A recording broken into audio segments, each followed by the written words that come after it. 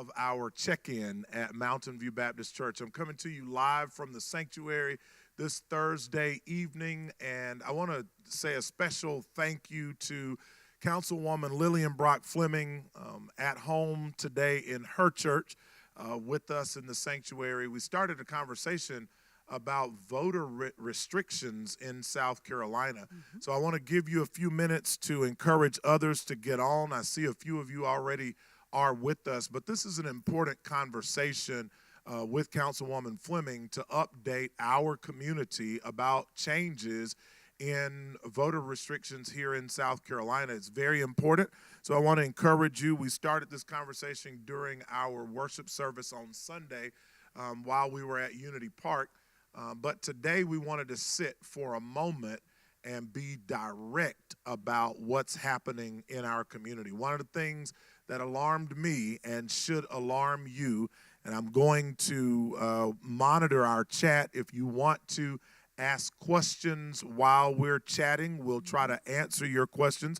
We won't be on long, but we wanted to take a moment. This is a conversation about voter restrictions and why you need to be concerned about your rights as a voter in the state of South Carolina being infringed upon. One of the things that really caught me off guard was this. If you were not registered to vote by midnight on Sunday evening, you will not be able to vote in this coming election cycle in November. What about that, Sister Fleming? Yes, sir. It's normally 30 days in advance of the election, and so Sunday was that day. But if you notice, there was very little advertisement when it has been lots of advertisement in the past.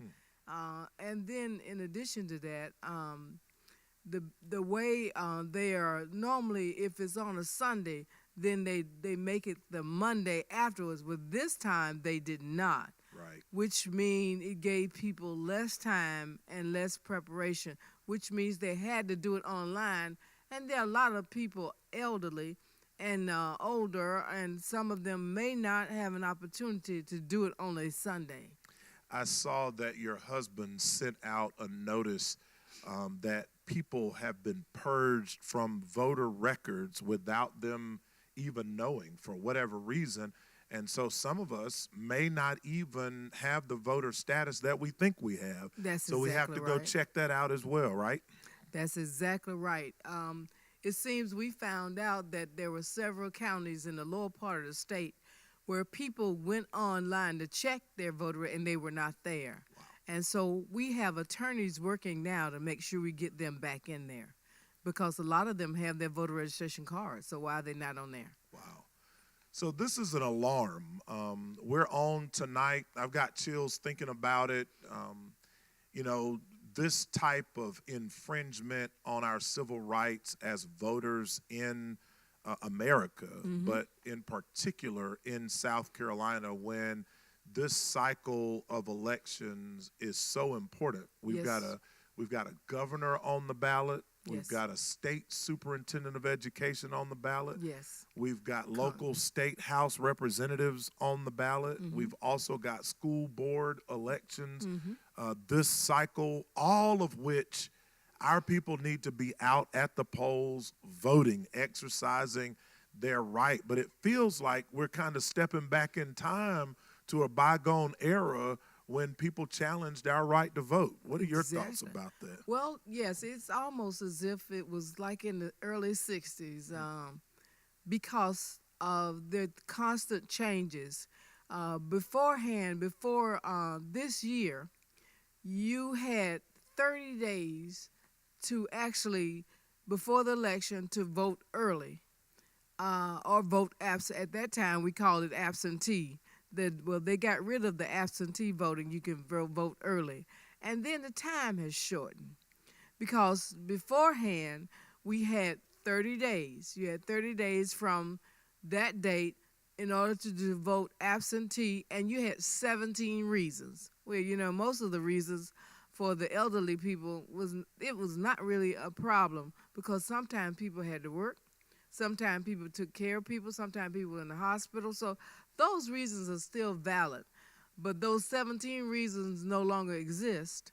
And you have to have, one of the other reasons that has to be serious that you cannot actually go to vote.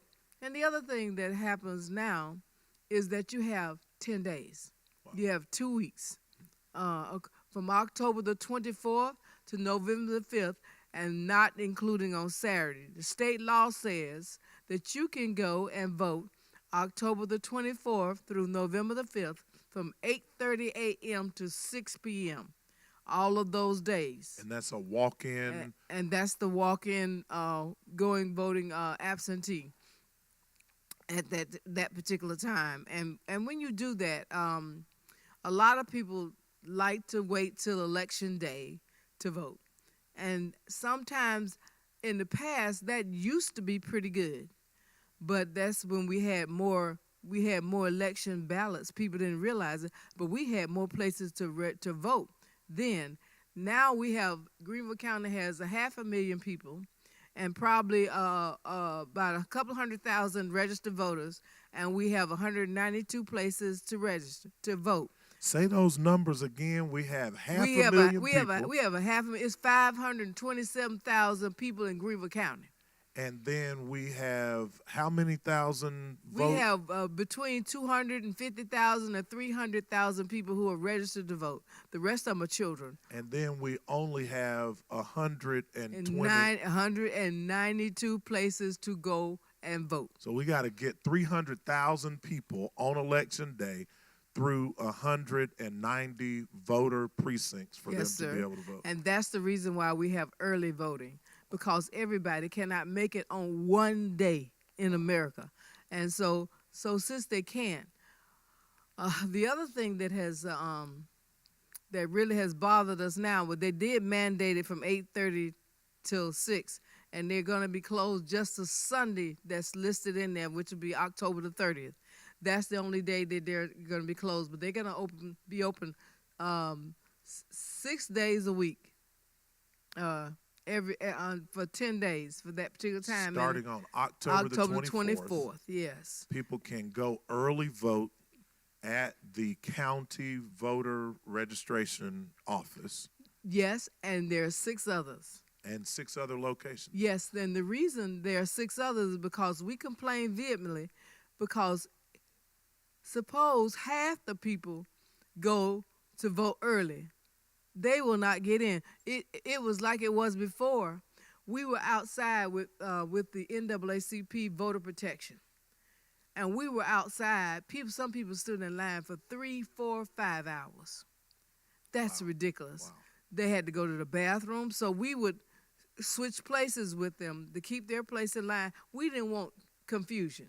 Wow. Because oftentimes you ask somebody when you hold it, you don't know what mood they're in, and everybody's not nice and sweet and gentle. Sure. So we would switch places with them and let them go, and so they could be comfortable and stand in the line. We had people who fell out because it was so hot, and they probably hadn't eaten or had anything to drink, so we would pass out water. We passed out water, and we passed out water, and then we start passing out snacks. And one of our neighboring states has passed a rule that you can't even give people water or food while they're in line. And it is a felony, which means they expect for you to serve time or pay a serious fine. A felony for giving people water or yes, a snack while they're waiting to vote. Well, this is the reason I say this back in the 60s, is because that kind of meanness means that it should be the right of everyone to express themselves in how they vote. Yes, ma'am. It should be the right of everyone. When you tell me that you can't give me any water, which is being your neighbor, and treating you right, just so you can vote, that's very cruel. I'm not sure how a bottle of water influences somebody's vote when they're standing in line. I think the authenticity of being neighborly is being questioned among some of these people who are making the rules.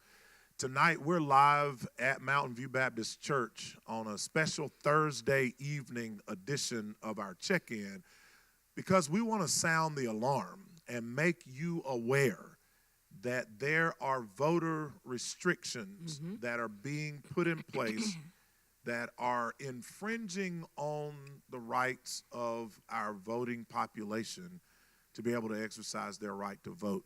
If you have some questions, I'm monitoring the chat while I'm talking with Sister LILLIAN Brock Fleming, our councilwoman for this area, this district, but who is also a part of this congregation and faithfully brings to us information that we need to get out to you. So please, while we're on live for the next few minutes, won't you encourage somebody to join us? This is a matter of importance for our community to get the correct information. Sister Fleming has some documents with her tonight to help us be up to date. There are 190 voter precincts. She's brought a list of those. We have them here at the church. We'd be happy to help you find your precinct so that you can be aware. Again, I want to remind you, if you were not registered to vote by Sunday evening past, that was the 10th day of October. I'm sorry, the 9th day of October. If you were not registered to vote by midnight, I'm afraid you will not be able to vote in this upcoming election. However, if you are a registered voter, you want to go online to scvotes.com and see if scvotes.org. It's scvotes.org, scvotes.org, and check your voter registration status. Make sure that nothing has happened that allowed you to be taken off the rolls for voting. Check your voter registration status. You may begin to vote as early as October the 24th. October the 24th through November the 4th. You can vote, and the precincts will be open. The early voting registration polls will be open 6 days a week except for October the 30th. Sunday, yeah. So that's the information that Sister Fleming has already brought to us. There may be other points of information that you need, and we do have one question that's saying, is the absentee voting still in effect? There have been some adjustments to absentee voting. It's now called early voting, and I'm going to let Sister Fleming talk about that again. Sister Fleming. Okay. The absentee voting, which was the term that we used to use when we went early. Now it's called early voting, and it's less days. It's from the 24th. It's only about 10, I'm not sure if that's 10 days or 14 days, etc., but it used to be 30 days. Now, if you're elderly, if you're disabled, if you have problems at your job, you can do an absentee ballot. There are 4 ways you can get one. Number 1, you can walk into the election office at County Square and pick up one. Number 2, you can call their number and pick up an absentee ballot at 864-467-7264. And they will send it to you. You need to give your name, your address, the last 4 digits of your Social Security number. You'll need to give your voter registration number if you know it. And you also have to give the reason that you want it. And the reason would be, you're sick, if you got to go to the hospital. If you have all of those issues, those are still valid. But it is no longer the 17 reasons that exist, that no longer exist anymore. It's only about 8 or 9 reasons, etc. And most of them are things that we can adhere to, so it's not a problem. The third way you can do it is by email. If you have access to a computer, you can email absentee@greenvillecounty.org, absentee@greenvillecounty.org, and you send them the same information, your name, your phone number. You send them the last 4 digits of your Social Security number, and you send them your address. You don't do the whole social. Then you do the reason, and you send that in. You have to make sure you put a phone number, because sometimes they will call you to verify that it's you. Those are the restrictions. They are really being very close with that. And then the last thing, of course, is you could email by or you could send a letter to them directly and ask them for that kind of things. But you have to send it directly to their address, and you can do that up to October the 28th. That's the last. That's the last day you can ask for an absentee ballot. So, ladies and gentlemen, this is a live update coming straight to you from 111 Cagle Street at Mountain View Baptist Church. I feel like I'm a news anchor tonight, but this is news. This is important information. You're not going to get this on any of our local news stations, I don't believe. Now, no disrespect to any of them, but we wanted to come on tonight to be very emphatic and candid with you about the rules that have changed. There's something happening, and we need to be alarmed. We need to be aware and cautious, and we need to be vocal. Share this link, share this line that we're on tonight. I see a handful of you guys are on with us. Thank you for being on. If you have any questions, we've had one question tonight regarding absentee voting, and Sister Fleming has done an excellent job in outlining the ways for you to request an absentee ballot. I have included in the chat the scvotes.org, the website for you to go to check your voting status. Listen, if there's funny business now, there will be funny business next year when it's time to vote for our president. But I want to just reiterate that we can't wait till next year to vote. If you are registered to vote, you need to be actively participating in this process. There are local state house races in your districts. There is a gubernatorial candidate on the ballots. If you've watched any TV, you've seen the ads. There are state senators for the national offices. The federal offices are being elected, U.S. offices, Congress offices. There are local school board officers that are being elected, trustees to the school board trustees.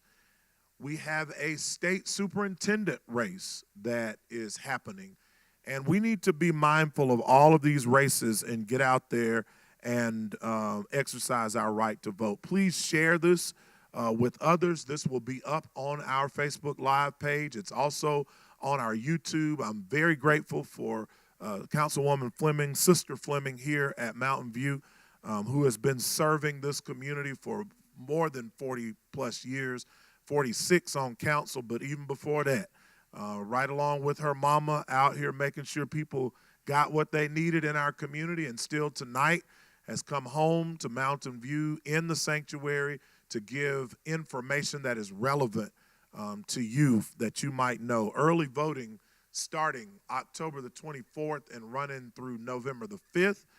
You may do that at the county election office and 5 other locations for you to be able to do that. Yes, sir. Note that there are also 190 voting precincts that will be active on Election Day, but you don't have to wait till then to cast your vote.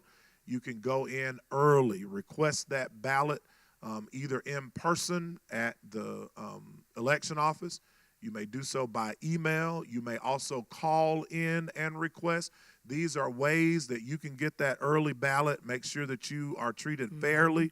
Be prepared to give your voter registration ID number and at least the last 4 digits of your Social Security number. You should not be turned away. I think I can step out there and say, if you have some issues with voting, let Sister Fleming know and other members of the NAACP who are involved in this effort. It is critically important that we wake up.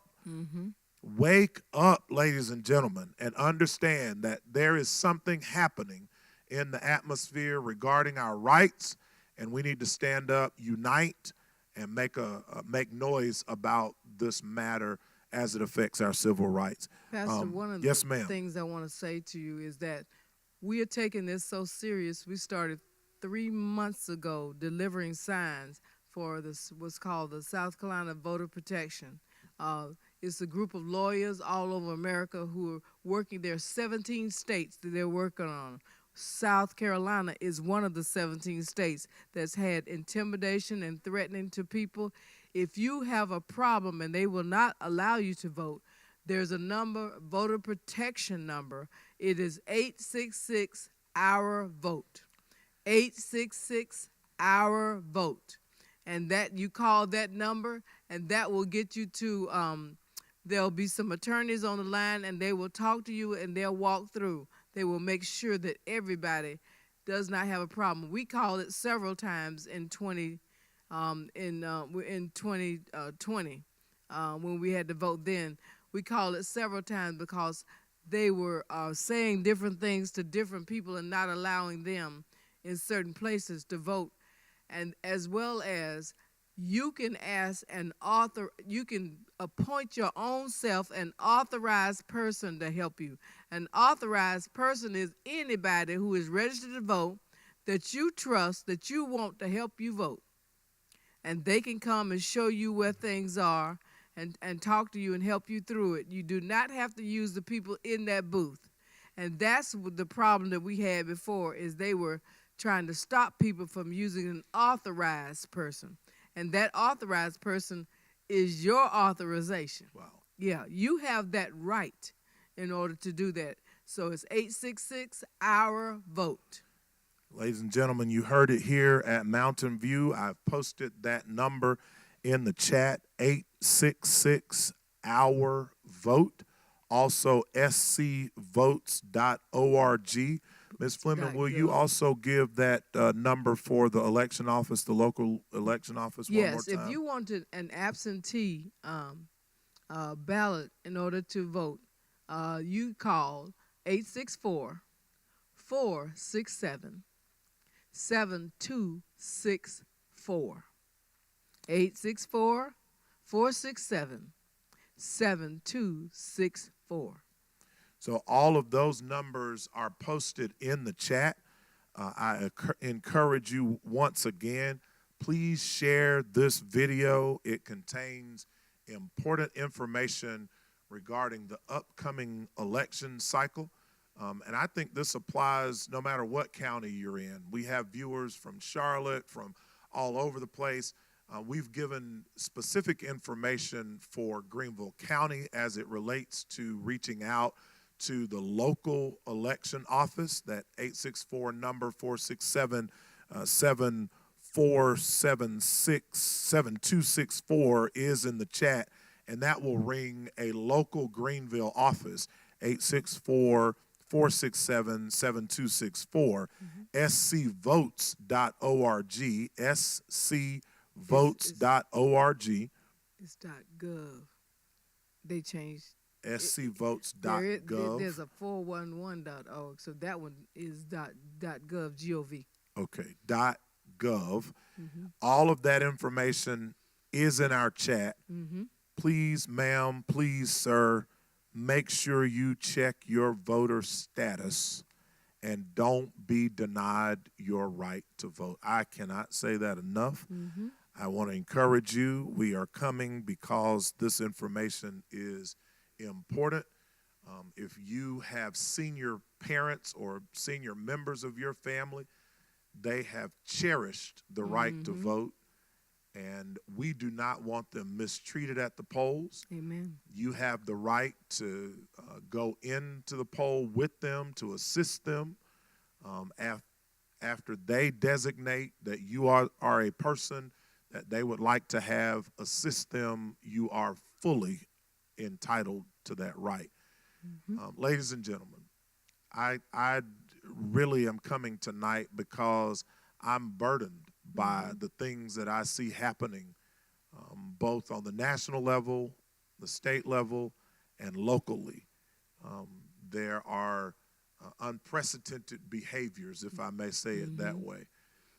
It's no longer dog whistles, but it's bullhorns and sirens. I listened to the former Auburn head football coach, not dog whistle, but foghorn, declared that reparations and that we're coming for people's rights they've worked hard for. Folks, voting is our right. And that same Constitution that they're squeezing right now to tell people what they can and cannot do is the Constitution that they're using to protect their rights to bear arms and other items. However, they're twisting it as it relates to you and me. And I want to encourage you tonight, don't be fooled and don't be lazy. Amen. Get up early and get started. Think, plan, strategize. Help people get mobilized. If you have people who are young in your family who don't value this right to vote, tell them that if we do not vote now, we risk not being able to vote in the future.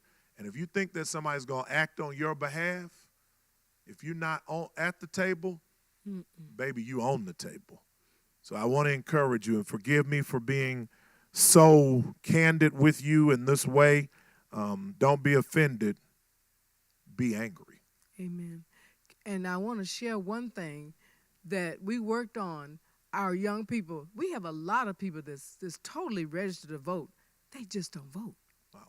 And then people complain and say, well, why did this happen? It happened because you didn't feel the need. We have about 400,000 people in South Carolina, people who look like me, who did not vote in 2020.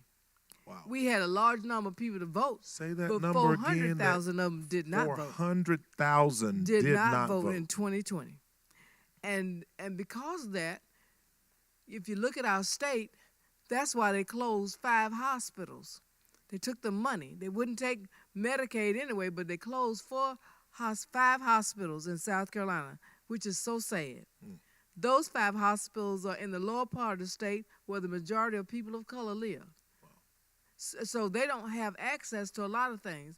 But more important than that, it's just cruel. The other thing that they put on the ballot this time, and they just voted on this, if you take more, and please listen carefully, if you take, like we normally help our elderly people and take their ballot with us to the poll to drop it off, you can only do 5. If you do 6, you will be arrested and charged with felony and put in jail. Wow. That's what they just passed a law. That's ridiculous.